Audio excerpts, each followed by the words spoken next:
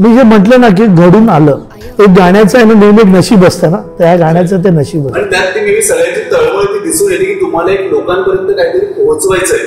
जेव्हा मी गाणं प्लॅन करत होतो तेव्हा मी मेघाताईला भेटलो होतो. मेघाताईला सांगितलं की मेघाताई आईचे ना खूप मायक्रो इमोशन्स आहेत त्याच्या.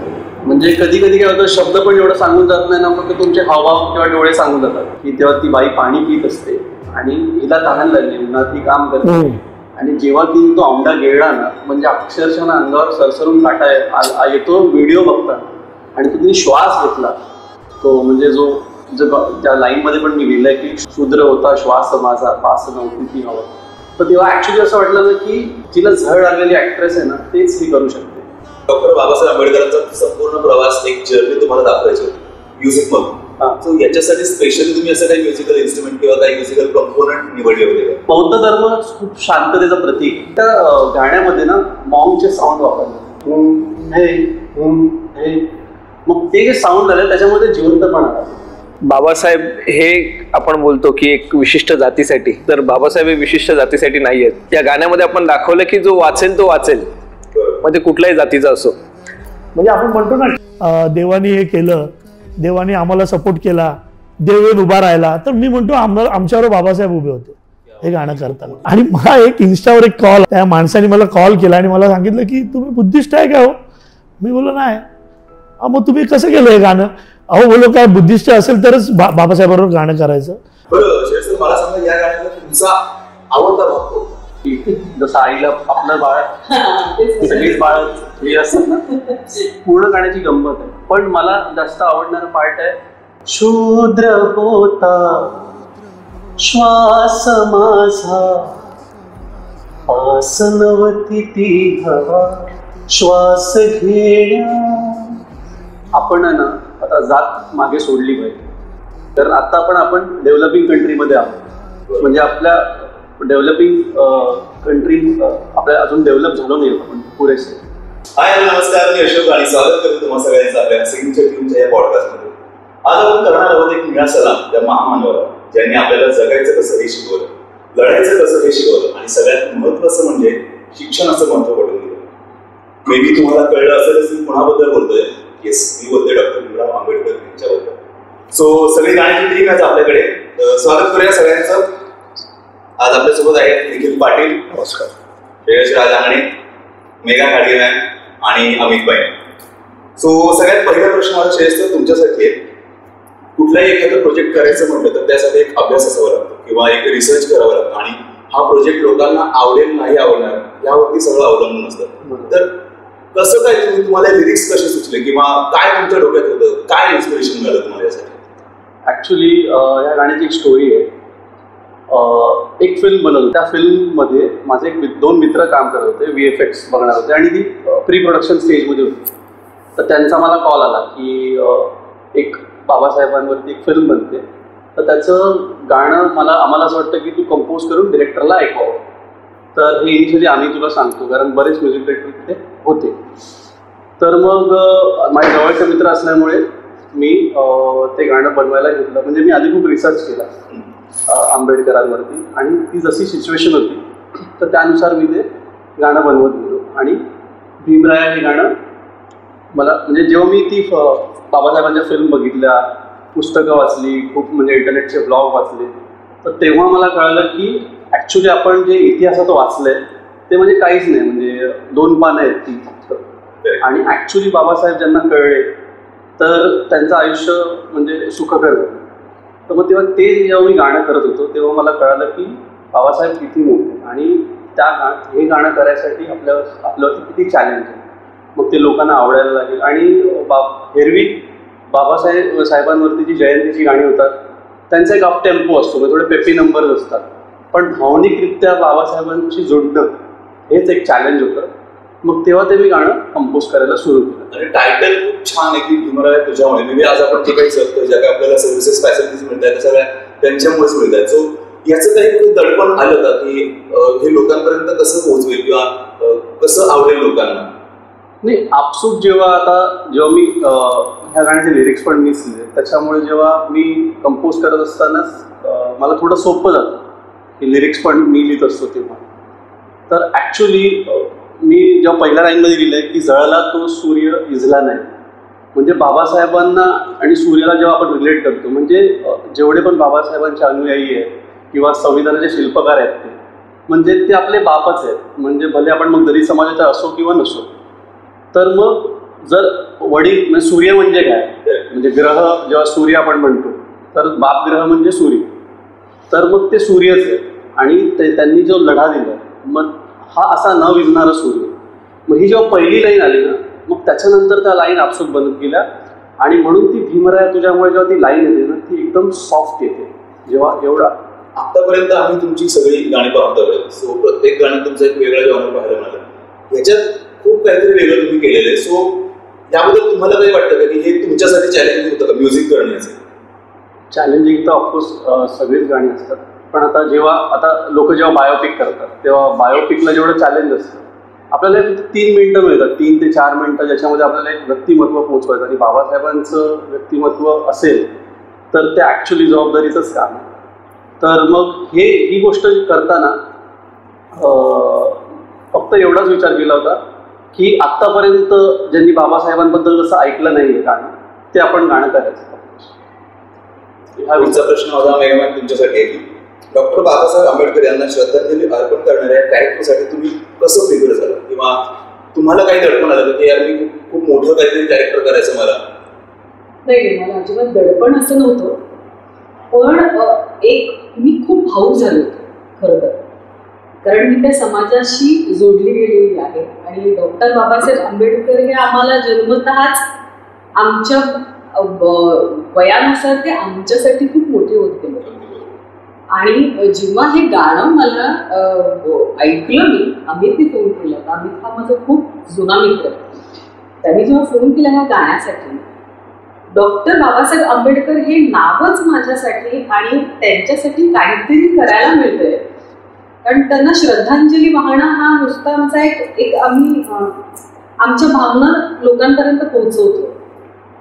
आणि कारण मला अशी बरीच गाणी आम्हाला विचारली जातात, कारण ज्या पद्धतीची जयंतीला गाणी वाचतात, पण मला ह्या गोष्टी पटत नाहीत खरं तर. तेवढ्या पुरते बाबासाहेब आंबेडकर नाही आहे खरं तर. आणि जेव्हा ह्या गाण्याचे बोल जेव्हा सुरू झाले होते आणि गाणं, ते म्हणाले की फक्त पहिलं गाणं आहे, मग आपण बोलूया, तू अवेलेबल आहेस का? म्हटलं तुम्हाला गाणं ऐकत, मग वेळ कसा काढायचा, काय करायचं ते माझ्याकडे आहे. पण आतापर्यंत आम्ही बरीचशी काही गाणी ऐकली जयंतीनिमित्त, ती सगळी धांगडधिंगावाली किंवा डान्सिकल असतात. हे गाणं खूप स्मूथ आहे, म्हणजे ऐकलं की तर ऐकतच राहावं असं वाटतं. तर ह्यात काही असं वेगळं जाणवलं का तुम्हाला? अगदीच, कारण असं कधी होत नाही. कारण क्वचित कलाकारांना ना कुठली तरी गोष्ट अशी इतकी भिडते की ती इतकी जवळची वाटते की मी याचा एक भाग आहे. आणि माझ्या भावना व्यक्त करण्यासाठी, कारण आपल्याकडे एक आपण कोणाचा तरी आदर्श धरूनच आपलं आयुष्य जगत असतो. माझ्यासाठी डॉक्टर बाबासाहेब आंबेडकर हे खूप मोठा आदर्श आहे. आणि जेव्हा मला ते व्यक्त करायची वेळ येते, आणि त्या शब्दांनी तर अगदीच जादू करून टाकली होती. म्हणजे एक वाक्य इतकं भिडत होतं ना. आणि जेव्हा मी गाणं ऐकल्यानंतर मी 15 मिनिटं शांत बसले, अगदी डोळ्यात पाणी होतं माझ्या, शांत बसले. जे मला भेटले की अख्ख्या जर हे गाणं आल्यानंतर लोकांना जी काय भावना आपण व्यक्त करायला पाहिजे एखाद्या व्यक्तीसाठी, ज्यांनी आपल्याला जगायला शिकवलं आणि ज्यांनी आपल्याला खूप मोठा मार्ग दिला. त्यांनी कधी जात धर्म भाव कधीच त्यांनी मानलं नाही, पण आज आपण ते धरून चालतोय, जिथे डॉक्टर बाबासाहेब आंबेडकर हे सगळ्यांचे आहेत. आता आपण या निखिल पाटील सरांकडे. सर मला सांगा, कुठलंही गाणं प्रेझेंट करायचं किंवा कुठलाही प्रोजेक्ट असेल, स्टोरी लाईन खूप महत्वाची असते. बरोबर. तर स्क्रीन प्ले तुम्ही या गाण्याचा लिहिलेला आहे, सो काय तुम्हाला कुठून इन्स्पिरेशन मिळालं? आता जो आपला बाबासाहेब आंबेडकरांवर हा जो विषय, हे जे गाणं, सुंदर गाणं जे श्रेयसने सादर केलं आहे, आता बाबासाहेब हे आपण बोलतो की एक विशिष्ट जातीसाठी, तर बाबासाहेब हे विशिष्ट जातीसाठी नाही आहेत सर्वप्रथम. आणि या गाण्यामध्ये आपण दाखवलं की जो वाचेल तो वाचेल, मग ते कुठल्याही जातीचा असो. बरं अमित सर, मला सांगा, कुठलाही प्रोजेक्ट प्रेझेंट करायचं म्हटलं लोकांपर्यंत, तर हे प्रेझेंट करताना तुम्हाला काही सुरुवातीला काही प्रश्न पडले, किंवा मी का कसं दिग्दर्शन करू याबद्दल तुम्हाला काही शंका किंवा तुम्हाला काही अभ्यास करावा लागेल यासाठी? अभ्यास तसा तर काय करावा लागला ना, कारण की श्रेयसने जेव्हा हे गाणं म्हणजे जेव्हा हे लिखाणत होतं तेव्हापासून श्रेयसच्या तोंडून ऐकलेलं होतं, म्हणजे गायलं तर नंतर गेलं. मग त्यानंतर जेव्हा मनीष राजगिरे आला आणि त्यांनी हे गायलं, त्याने एवढं सुपर्ब गायलं आणि म्युझिक पण एकदम सुपर्बच झालेलं सगळं. आम्हाला असं वाटत होतं ना की कधी हे शूट होतं आहे. आणि जेव्हा ह्या लोकांनी म्हणजे श्रेयसनी आणि निखिलनी एक स्टोरी लाईन घडवली, स्क्रीन प्ले पूर्ण, आणि मला ऐकवलं, तर मला असं वाटलं की याला एक वेगळी ट्रीटमेंट देऊया. गाण्याचा जो पेस आहे म्हणजे जो एक ठहराव आहे ना, त्या हिशोबाने मी त्याला ट्रीटमेंट विचार केला. हे गाणं पूर्ण हायस्पीड शूट केलं आम्ही, का तर इमोशन्स त्याच्यात क्लिअर आहे म्हणून असं. आणि यांनी म्हणजे श्रेयसनी जे लिखाणच एवढं हे केलं आहे की म्हणजे त्या वर्ल्डवर पटकन सुचत होतं की एक जशा काही गोष्टी स्पॉन्टिनियसली तिथे घडल्या, म्हणजे आम्ही ठरवलेलं एक वेगळं आणि काही गोष्टी आम्हाला मिळाल्या, तर आम्ही लगेच आहे ना तिकडे ते इम्प्लिमेंट केलं आणि नवीन गोष्टी केल्या. तसं म्हणजे शूटमध्ये काही ठिकाणी असं होतं की ना मिरॅकल होत होतं की हे घडून येत होतं आम्हाला, म्हणजे जिथे आम्हाला माहीतच नाही की इथे काय असेल ना, तर तिकडे अक्षरशः बाबासाहेबांचा एक फोटो होता, तर त्याला धरून तो एक शॉट आम्ही डिझाईन केला. अशा किती गोष्टी घडत गेल्या. या गाण्यासोबत खूप मिरॅकल्स घडले. आणि त्या गाण्यासाठी गाणं ऐकल्यानंतर पहिलं माझ्या डोळ्यासमोर आलं होतं की हा आपल्याला दाखवणार आहे कसं, त्याची स्टोरी लाईन काय ती जाणून घेण्यात माझी जास्त उत्सुकता. आणि खरोखर ना एक गोष्ट म्हणजे मी बोलतो ना की कौतुक आहे की एक माणसाला जेव्हा सुचतं ना, तर ते श्रेयसचं कौतुक आहे की ते त्याचं जे लिखाण म्हणजे मी त्याला नेहमी बोलतो की असं वाटतं रे की म्हणजे हा जन्म हवा होता. लिखाणाचा जन्म वेगळा आहे, म्हणजे त्याच्यात त्यांना वेगळं प्रेम आहे. तर खूप मला ते म्हणजे त्यांनी लिहिलंच एवढं हे होतं की आम्हाला करताना 2-3 ठिकाणी शूट करताना पण रडायला येत होतं.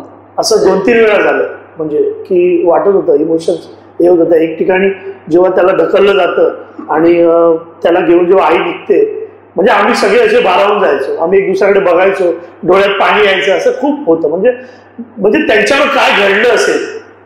आता एवढे मेसेजेस येत आहेत, आज गाणं बाहेर आलंय, सगळेजण कौतुक करतायत, पण प्रत्येक कौतुकामध्ये बाबासाहेबांचं नाव असतंच.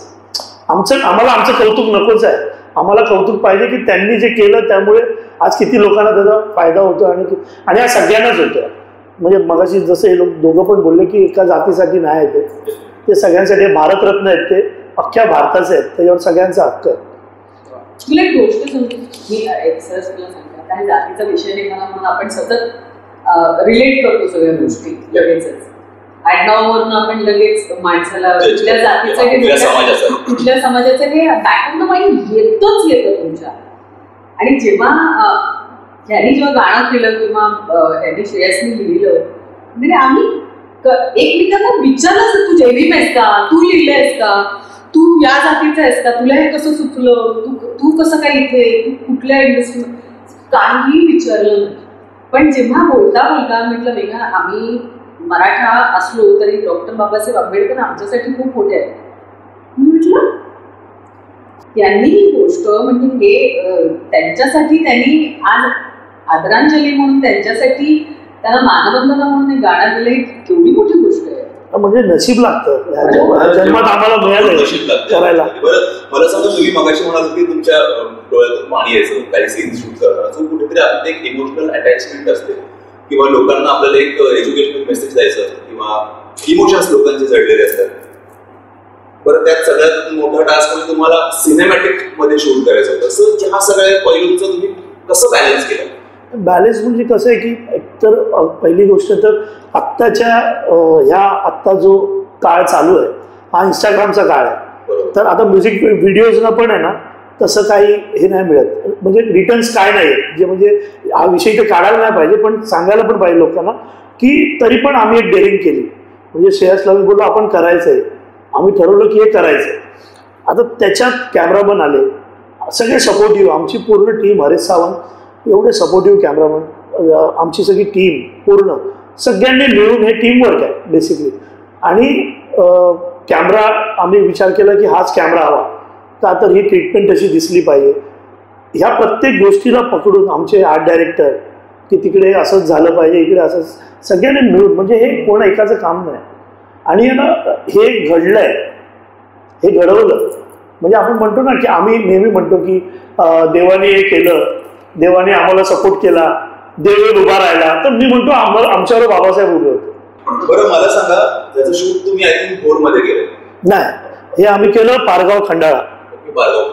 सो तिथे शूट करताना अशा काही मेमरीज आहेत, कारण आजूबाजूची लोक शूटिंग बघायला येतात? नाही, खूप खूप मेमरीज आहेत आणि खूप सपोर्टिव्ह पण होते, है ना, खूप सपोर्टिव्ह होते. आणि काही तर आता कुठे कुठे आपल्याला थोडंसं तवाळगिरी होतेच, तर ते आम्ही तिकडे दुर्लक्ष केलं, आम्ही आमचं काम केलं. बरं मला सांगा स्पेशली तुमच्याबद्दल की शूट करताना तिथला असा काही क्षण आहे का जो तुमच्या कायम लक्षात राहिला, जो तुम्ही कधीच नाही विसरू शकत? जेव्हा मला ते मंदिराच्या बाहेर गवत कापण्यासाठी तो शॉट होता आमचा, आणि तो अंतराच इतका हे होता ना की ते एक वाक्य जरी ऐकलं त्यातलं ना तरी असं भरून यायचं प्रचंड. आणि मला असं वाटतं की तुम्ही शांत ना सगळ्या प्लीज.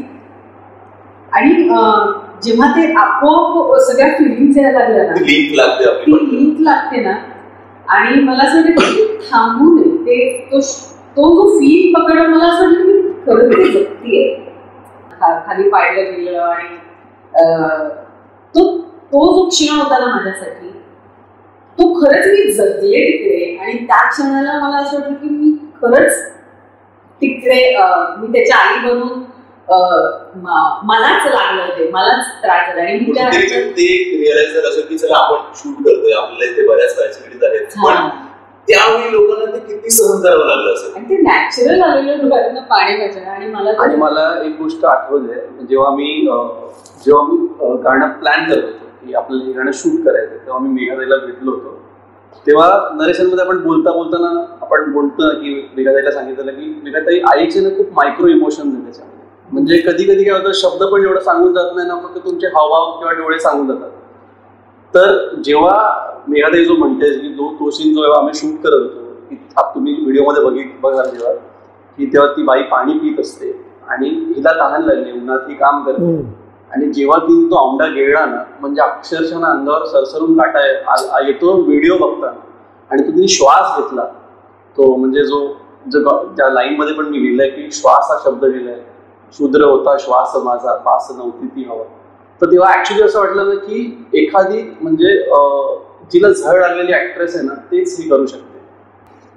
तर मला सांगा, डॉक्टर बाबासाहेब आंबेडकरांचा संपूर्ण प्रवास, एक जर्नी तुम्हाला दाखवायची होती म्युझिक मधून.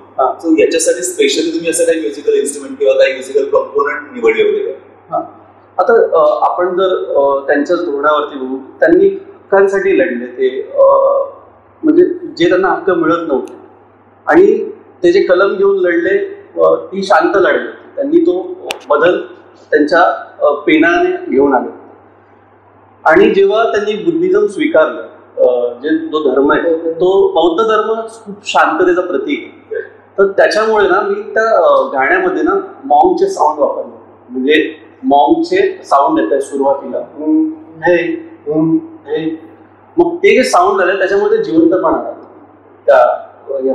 आणि मी महापरिनिर्वाणचे व्हिडिओज पण बघितले होते. तर मी थॉट ऍड करायचा म्हणून सांगतो, मे बी लोकांना रिलेट होईल की आता 1600 साली जेव्हा शिवछत्रपती आपल्याला सोडून गेले तेव्हा आपण नव्हतो. पण जेव्हा बाबासाहेबांचे सगळे अनुयायी जेव्हा जमले होते महापरिनिर्वाणला, जेव्हा बाबासाहेबांना दहनाला नेत होते तेव्हा त्यांच्या मनात काय वाटलं असेल, त्यांना एवढ्या अनुयायींना काय वाटलं असेल की आपला जो म्हणजे बाप जो ज्यांनी आपल्याला सर्वस्व दिलं की तो आता नसणार आहे. तर ते जेव्हा एक इमोशन जेव्हा मला सापडलं ना, तेव्हा ते पूर्ण गाणं. बरं निखिल सर, मला सांगा, प्रत्येक गाण्यामधून आपण एक लोकांना मेसेज देत असतो. सो ह्या गाण्यामधून तुम्हाला एक शिक्षणाचा आणि लोकांना एक सक्षम करण्यासाठी याचं काही कॉम्बिनेशन करावं लागलं? म्हणजे असं अगदी सोपं होतं. म्हणजे बोलतो ना आपण की म्हणजे ह्या बेसिक गोष्टी, आता असं आउट ऑफ द बॉक्स आपण काही दाखवलं नाही. म्हणजे जसं पाण्यासाठी म्हणजे परमिशन नव्हती, म्हणजे स्पृश्य या सगळ्या गोष्टी चालायच्या. याच्यात वेगळं आपण काही दाखवायचं, म्हणजे आपण आउट ऑफ द बॉक्स काहीतरी लिहिलंय किंवा या गोष्टी एक्स्ट्रा काहीतरी एक्स्ट्राऑर्डिनरी काहीच नाहीये. पण काही गोष्टी असतात त्या म्हणजे बोलतात ना सिलेक्टिव्ह गोष्टी असतात की जरी तुम्ही त्या नॉर्मल वेनी जरी प्रेझेंट केल्यात तरी त्या लोकांच्या काळजाला भिडणाऱ्या गोष्टी आहेत आणि प्रत्येकजण तो जो इमोशन आहे ना तो रिलेट करत होता की म्हणजे खरोखर म्हणजे अशी परिस्थिती होती, अशी विकट खडतर परिस्थिती होती आणि त्याला मात देऊन बाबासाहेब आंबेडकर त्यांनी बोलतो ना म्हणजे एक घटना लिहिली आणि म्हणजे बोलतो ना एक सक्सेस मिळवला किंवा बोलतो ना आपण एक जसं स्वराज्य छत्रपती शिवाजी महाराजांनी स्वराज्याची स्थापना केली तशी त्यांनी एक वेगळं स्वराज्य क्रिएट केलं.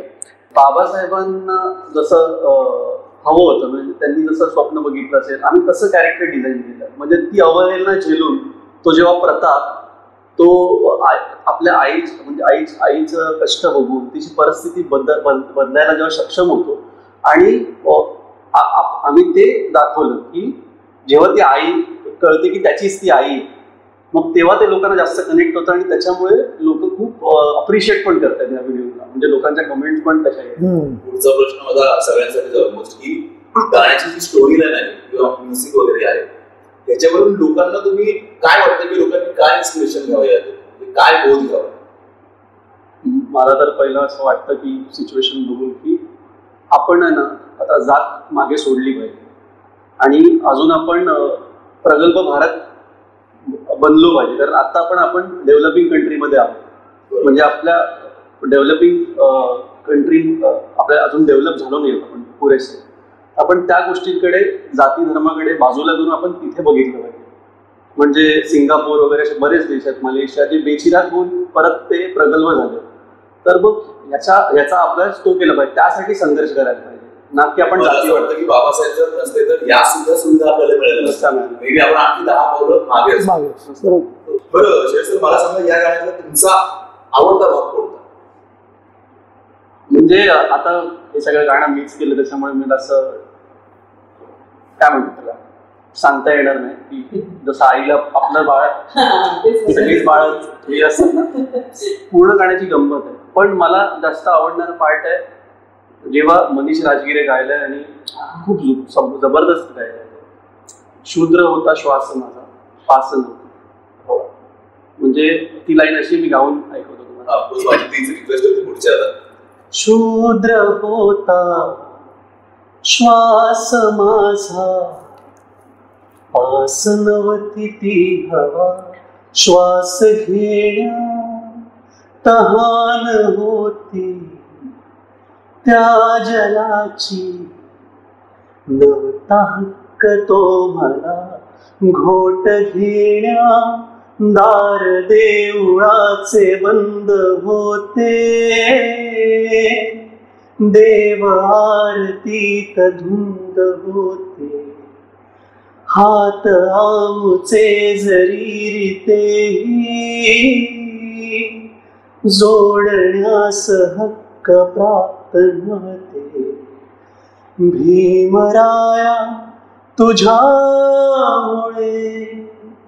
जगण्याचे हे अर्थ कळे. भीमराया तुझ्यामुळे जगण्याचे हे अर्थ कळे.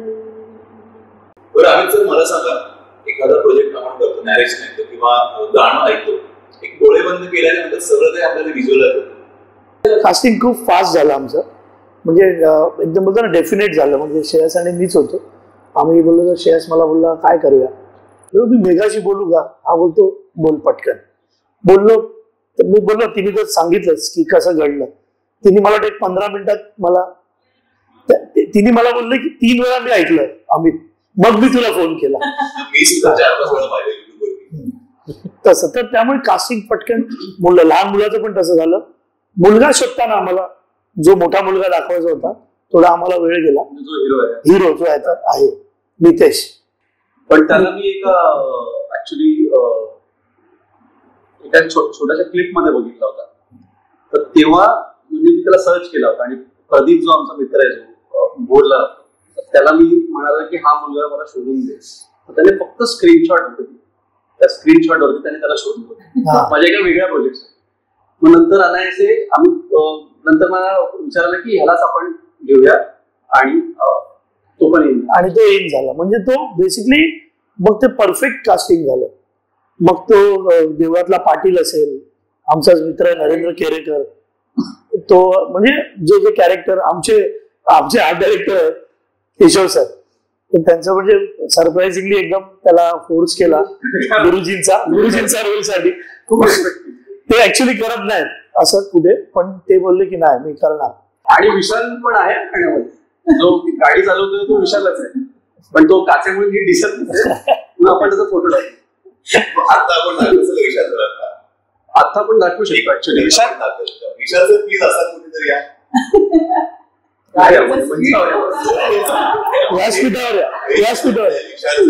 सगळं मॅनेज केलं. म्हणजे मी अजून एक ऍड करू इच्छितो की विशाल नसेल ना आमच्या मागे तर आम्ही काहीच करतो. म्हणजे इतका इमानदार, इतका मेहनती मुलगा मी आयुष्यात माझ्या पाहिला. ह्या प्रोजेक्टला कोणी किती पैसे देणार, म्हणजे इथे आम्ही कोण जाईंट प्रोड्युसर नव्हतं याच्यामध्ये. आम्ही सगळं मित्रांनी मिळूनच केले. जे आमचे माझे मित्र अमितने केले, म्हणजे सगळ्यात मोठा भार तर अमितने उचललाय गाण्याचा. काय भार. आणि इतकं प्रेमाने सगळ्या गोष्टी केल्यात ना की अशी टीम नाही बघायची. म्हणजे कोणीच पैशाबद्दल वाच्यता पण नाही. मी जे म्हटलं ना की घडून आलं, म्हणजे केल्यापेक्षा आहे ना हे घडून आलं. बघ मी म्हटलं ना एक गाण्याचं आहे ना नेहमी एक नशीब असतं ना, त्या गाण्याचं ते नशीब होतं. आणि त्यात ते सगळ्यांची तळमळ दिसून येते की तुम्हाला एक लोकांपर्यंत काहीतरी पोहोचवायचं आहे. तो प्रयत्न खूप मॅटर करतो की आपण फायनान्शियली सगळं. आणि या गाण्यात शिकायला पण मिळालं. बरं अमित सर मला सांगा, यंग जनरेशनने ह्याच्यातून काय इन्स्पिरेशन घ्यावं किंवा काय इम्प्रेशन पडावं त्यांच्यावर असं तुम्हाला वाटतं? तसं पूर्ण व्हिडिओ जो हा व्हिडिओ बघतोय ना, आज मी म्हटलं ना, आज मला वाटतं 150 ते 170 कमेंट्स आहेत या व्हिडिओ. आता मी आहे ना स्पेशली आतापर्यंत मी आता स्पेशली सांगेन ना तर मला म्हणजे आपले काही इंडस्ट्रीतले मित्र आहेत, म्हणजे वाहिन्यांमधले आर्टिस्ट आहेत, मला ह्यांचे फोन आले समोरून. त्यातून मला एक म्हणजे मी नाव नाही इथे सांगत किंवा कुठल्या चॅनलचं नाव नाही सांगत, पण मला त्यांनी एक स्पेशली काय सांगितलं माहिती आहे की आत्ता तुम्ही ह्या टायमाला काहीतरी एक दिलंय जे गेल्या 15 ते 20 वर्षात आहे ना कुठली वाहिनी पण नाही देऊ शकली. फक्त एक सिरियल बनते एका माणसावर, म्हणजे शिवाजी महाराजांवर बनते किंवा बाबासाहेब, पण तुम्ही एका व्हिडिओतून जे दिलं, म्हणजे जे एपिसोड चालतात ते सोडून द्या बोलतात. तुम्ही एक व्हिडिओ 4-4.5 मिनिटाच्या व्हिडिओमध्ये तुम्ही हे लोकांपर्यंत पोहोचवलं. आज ह्यांची कमेंट आहेत की हे प्रत्येक शाळेत गाणं दाखवलं गेलं पाहिजे आपल्या व्हिडिओ. किती मोठी गोष्ट आहे, किती मोठी गोष्ट. आणि माझे काही मित्र आहेत जे ह्या कास्टचे आहेत, जे बुद्धिस्ट आहेत आणि जे बुद्धिस्ट नाहीत, त्यांनी पण सेम अप्रिशिएट केलं. आणि मला एक इन्स्टावर एक कॉल आला की त्यांनी आधी सगळं लाईक केलंय. मला ऑब्व्हियसली आपल्याला नाव कोणाचं घ्यायचं, त्या माणसाने मला कॉल केला आणि मला सांगितलं की तुम्ही बुद्धिस्ट आहे का हो? मी बोललो नाही. मग तुम्ही कसं केलं हे गाणं? बोललो काय बुद्धिस्ट असेल तरच बाबासाहेबांबरोबर गाणं करायचं. बोललो मी शिकलो ज्या शाळेत तिथे मी लहानापासून जे शिकलो आम्ही तिथे माझ्या आमच्या क्लासरूमच्या बाहेर बाबासाहेबांचा पण फोटो असायचा, महात्मा गांधीचा पण असायचा, सगळ्यांचे फोटो असायचे. तर माझ्यासाठी तर ते महत्वाचं आहे. तर मी प्रत्येक गोष्ट करणार. म्हणजे ऍक्च्युली कुठे कुठे अजून गरज आहे शिकण्याची याबद्दल. वृत्ती बदलत स्वभावाला मला सांगा, हे काही गाणी असतात की जी फक्त लहान बाळांसाठी असतात, काही असतात की यंग जनरेशन साठी असतात किंवा काही म्हाताऱ्या लोकांसाठी असतात. हे जे गाणे ते 0 पासून 100 पर्यंत सगळ्यांसाठी सगळ्यांना आवडेल, आवडतं डेफिनेटली. तर ह्याची खात्री तुम्हाला कशी मिळेल? ऍक्च्युली मी आता सांगणार नाही की, पण जेव्हा मला एक गोष्ट तर कलाकार म्हणून सांगायची की जेव्हा आपण पोहोचवतो ती गोष्ट आत्मीयते, जेव्हा आपल्याला वाटतं की हे चांगलं आहे आणि हे लोकांपर्यंत पोहोचेल, तर तेव्हा लोकांपर्यंत ते पोहोचल्याशिवाय राहत नाही. त्याची वेळ मागे पुढे होऊ शकते की आजचं उद्याचं परवा पोहोचेल, पण ते नक्की पोहोचेल असं वाटतं मला. आणि या गाण्याचं विशिष्ट म्हणजे त्या प्रतापची जी स्टोरी आहे लहानापासून मोठं बनण्यापर्यंत आणि त्यांना बाबासाहेबांची जी जोड आहे त्याच्यामुळे हे गाणं नक्की आवडेल. मग ते समाजाचे असो नसो आणि पूर्ण वर्गाला हे गाणं आवडेल. सगळ्यांना आवडतच आहे. पण निखिल सर मला सांगा, स्टोरी लाईन लिहिताना किंवा स्क्रिप्ट प्ले लिहिताना मला त्यात काही अडचणी आल्या किंवा असं वाटतं की हे नाही हे असं नसेल, हे काहीतरी वेगळं करावं लागेल? ते मी एक लगेच सांगतो. लगेच आत्तापर्यंत मी निखिल बरोबर बरेच प्रोजेक्ट केले, म्हणजे आमच्या फिल्म्सचं पण लिखाण त्याने केलंय. आत्तापर्यंतचा सगळ्यात क्विकेस्ट रिझल्ट त्याने भीमराया तुझ्यामुळे मध्ये दिलं. म्हणजे मी त्याला गाणं पाठवलं आणि 5 मिनिटात त्याने पूर्ण स्क्रिप्ट लिहून पाठवली. अर्थात आम्ही त्याच्यात बसून काहीतरी चेंजेस केले, पण सगळ्यात फास्ट बॅक. मला असं वाटतं की सर स्टोरी घेऊन बसलेले फक्त गाण्याशी ऍक्च्युली म्हणजे एक श्रेयसला मी अप्रिशिएट करेन त्या गोष्टीसाठी, कारण श्रेयस बरोबर वादाचा विषय नाही, पण नेहमी असं असायचं की तू वाच रे, पुस्तकं वाच किंवा काही असं. पण माझं असं आहे की मी अजूनही पुस्तकं वाचायचा प्रयत्न करतो, पण मी वाचू लागलोय पुस्तकं. पण मी जास्त करून जे व्हिज्युअल्स असतात किंवा मूवीज हे बघून माझ्या लिखाणावर किंवा स्क्रीन प्लेवरती त्याचा इफेक्ट असतो. पण आता काही पुस्तकं वाचता वाचता मला कळलं, आता बाबासाहेबांविषयी जेव्हा मी काही बुक्स वाचले त्याच्यामुळे, म्हणजे 500 जरी लिखाण असेल ना तरी काही कॉन्टेंट होता माझ्या डोक्यामध्ये, काही व्हिज्युअलायझेशन होते त्या पुस्तकांमुळे, म्हणून मी पटकन लिहू शकलो असं मला वाटतं. आणि श्रेयस बरोबर म्हणजे लिखाणात बाकी इतरही आमचे प्रोजेक्ट्स आहेत, म्हणजे मूवी प्रोजेक्ट्स आहेत. म्हणजे फक्त आम्ही गाण्यांवरती अमित सरांचा आम्ही एक मूवी करतोय, श्रेयस सरांचा पण मूवी आहे. तर आता हे लिखाण करताना मला स्क्रीन प्ले वाईज किंवा डायलॉग वाईज रिफाईनमेंट वाईज श्रेयसची नेहमी साथ असतेच. आता जसं बाबासाहेब आंबेडकर एक आयडल आहेत, तसंच डॉक्टर APJ अब्दुल कलाम, श्रेयस म्हणजे आपण सगळेच त्यांना खूप मानतो, छत्रपती शिवाजी महाराज. तसंच जसं हे गाणं आहे तसंच आमचं एक फेवरेट गाणं आहे, म्हणजे आता ते पुढे येईलच की छत्रपती शिवाजी महाराज जे लढले, म्हणजे स्वराज्य त्यांनी स्थापन केलं, आणि डॉक्टर बाबासाहेब आंबेडकर, तर त्यावर एक खूप सुंदर श्रेयसनी गाणं बनवलेलं की छत्रपती ते शिवराया आणि घटनापती ते भीमराया. ते खूप सुंदर गाणं आहे, काहीतरी येईलच, तेही आपण ऐकू. म्हणून सगळ्यांना माझं सांगणं की लवकर तुम्ही सिग्नेचर ट्यून्सला सबस्क्राईब करा. तुम्हाला खूप चांगली या गाण्यावर इतरही गाणी आपली आहेत वेगवेगळ्या पॅटर्नची, तुम्हाला आवडतील, ती गाणी आवडतील.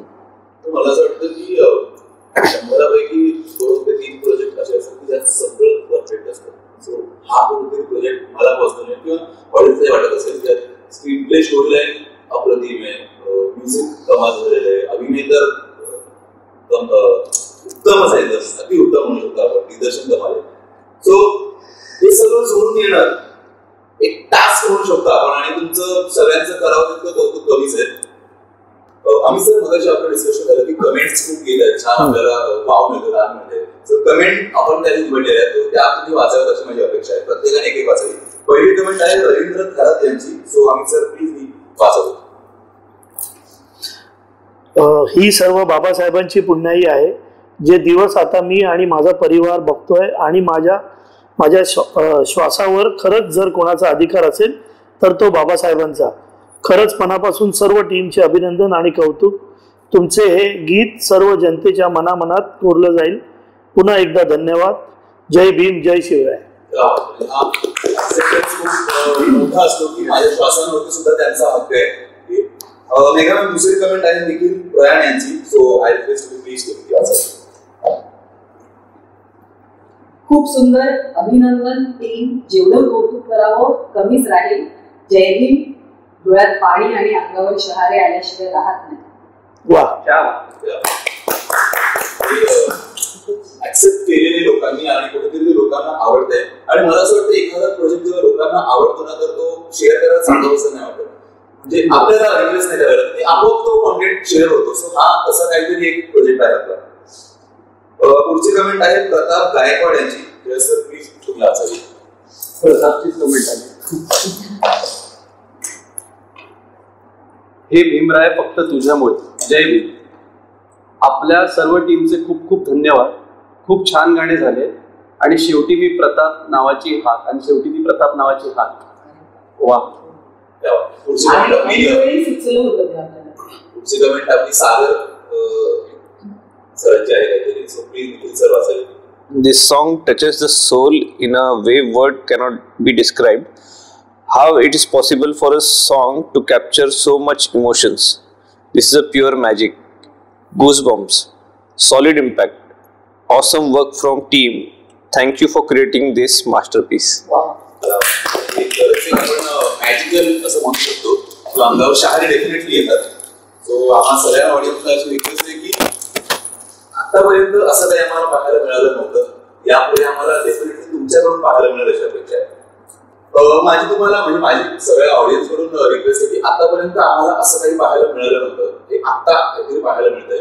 म्हणजे मी बालपणापासून आतापर्यंत जगत आलो, मी असं कधीच पाहिलं नव्हतं. सो हे एक लक्षात राहण्याचं काहीतरी आहे आणि यापुढे सुद्धा आम्हाला असेच काहीतरी नवीन प्रोजेक्ट पाहायला मिळतील अशी सगळ्यांच्या वतीने माझी रिक्वेस्ट आहे.